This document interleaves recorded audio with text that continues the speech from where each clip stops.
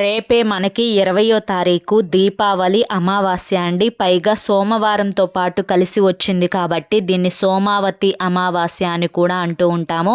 కాబట్టి ఈ అమావాస్య రోజు మీరు పూజకు ముందు దీపాలు వెలిగించే ముందు స్నానం చేసే నీటిలో ఇప్పుడు నేను చెప్పే ఈ ఒక్కటి కనుక వేసుకొని చేసినట్లయితే మీకున్నటువంటి కర్మ దోషాలు, జాతక దోషాలు ఇవన్నీ కూడా పూర్తిగా తొలగిపోయి మీ ఇంట లక్ష్మీదేవి అడుగు పెడుతుంది. ధనం దూసుకు వస్తుంది. కోటేశ్వరులు అవుతారు.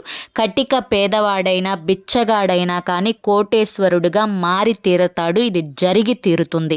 అయితే ఏం వేసుకొని చెయ్యాలి అనేది నేను ఫుల్ వీడియో అనేది తీసానండి. ఫుల్ వీడియో కోసం కింద మీకు @ అని చెప్పి ఛానల్ పేరు కనిపిస్తుంది కదా, ఆ పేరు కింద ఉన్న ప్లే బటన్ని కానీ టైటిల్ని కానీ మీరు క్లిక్ చేశారు అంటే కనుక ఫుల్ వీడియో అనేది ఓపెన్ అవుతుంది. అందరూ ఓపెన్ చేసి తప్పకుండా ఫుల్ వీడియోనైతే చూడండి. ఇది ఖచ్చితంగా చేసుకోవాలి.